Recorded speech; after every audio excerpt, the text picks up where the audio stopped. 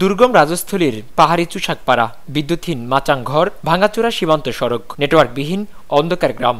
সেই গ্রাম থেকে উঠে এসেছেন আন্তর্জাতিক অঙ্গনে বাংলাদেশের নতুন গর্ব, মাত্র 18 বছরের খই খই সাই মারমা।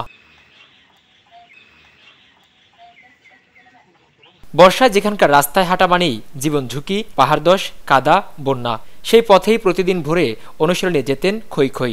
দারিদ্র, দূরত্ব আর দুর্ভোগের বিরুদ্ধে এই মেয়েটি লড়েছেন শুধু একটা র্যাকেট হাতে, আর সেই র্যাকেট ঘুরেই বদলে দিয়েছেন নিজের ভাগ্য, দেশের ক্রীড়া ইতিহাস।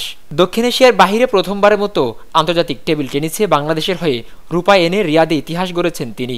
ইসলামিক সলিডারিটি গেমসে মিশ্র দ্বৈতে জাবেদ আহমেদের সঙ্গে রৌপ্য পদক। দেশে ফিরতেই রাঙামাটি থেকে রাজধানী, সবখানেই প্রশংসা। চুষাকপাড়ার কারবারি অনুমং মারমা বলেন, খই খই শুধু আমাদের গ্রামের নয়, পুরো বাংলাদেশের গর্ব। কিন্তু সরকার যদি রাস্তাটা ঠিক করে দেয়, আরো প্রতিভা উঠে আসবে। উনি তো অত ছোটবেলাতে কষ্টের মধ্যে আছি, যে সুনাম করে আসছি দেশের জন্য এবং আমাদের এলাকার জন্য। সেই জন্য হয়তো বাংলাদেশ সরকারকে ধন্যবাদ জানাই এবং ভবিষ্যতে উজ্জ্বল কামনা করি, আবার আরো উজ্জ্বল হোক খেলাধুলা, এই জন্য মধ্যে আরো সুন্দর হোক। মা মহালা চিং মারমা বলেন, অভাবের মধ্যে বড় করেছি, আজও দেশের জন্য পদক এনেছে, সব কষ্ট সার্থক। উজ্জ্বল ভবিষ্যৎ কামনা করুক, আমরা আশীর্বাদ করব। এর মতো আমাদের গ্রামে থেকে আরো জন্ম নেই, 1000 জন আমাদের গ্রামের থেকে বা দেশের থেকে আর কি, আমাদের আরো গৌরব হবে আর কি, আমাদের আনন্দ হবে আরো। খই খইয়ের সাফল্যর যাত্রা শুরু বান্দরবনের কোয়ান্টাম কসমো স্কুলে। সেখানে টেবিল টেনিসে হাতে খড়ি, পরে ফেডারেশনের সহযোগিতায় বিকেএসপিতে ভর্তি। সেই পথ পেরিয়ে আজ তিনি জাতীয় র্যাঙ্কিংয়ে 2 নম্বরে। অনূর্ধ্ব 19 সিনিয়র সব বিভাগেই শিরোপার ছড়াছড়ি। নিজের মুখেই খই খই বলেন, আমার স্বপ্ন একটাই, অলিম্পিকে বাংলাদেশের পতাকা হাতে দাঁড়ানো।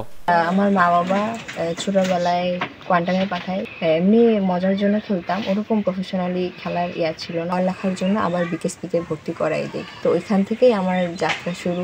21 সাল থেকে আমার ইন্টারন্যাশনাল ম্যাচ শুরু। সৌদি আরবে যাই, আশা করি নাই যে এত বড় রেজাল্ট হবে। ফার্স্টে গায়ানার সাথে খেলা পরে ওদের সাথে 3-2 জিতি। মালদ্বীপের সাথে ছিল, মালদ্বীপের সাথে ফাইট দিয়ে 3-0 জিতে আমরা ব্রোঞ্জ পদক কনফার্ম করি। তারপরে বাহরাইনের সাথে জিতে আমরা ফাইনালে উঠি। তুর্কি অনেক টাফ ছিল, ইরানের মতো শক্তিশালী দেশকে ওরা হারায় আর কি, ওদের সাথে হেরে যায় ফাইনালে। দুর্গম পাহাড়ি পাড়ার মাচাং ঘর থেকে বিশ্বমঞ্চ, খই খই সাই মারমার এই যাত্রা আজ হাজারো পাহাড়ি কিশোরীর অনুপ্রেরণা। প্রমাণ করেছে অদম্য ইচ্ছা থাকলে দারিদ্র, ভাঙা রাস্তা, কাদা কিছুই পাহাড়ি মেয়েদের থামাতে পারে না।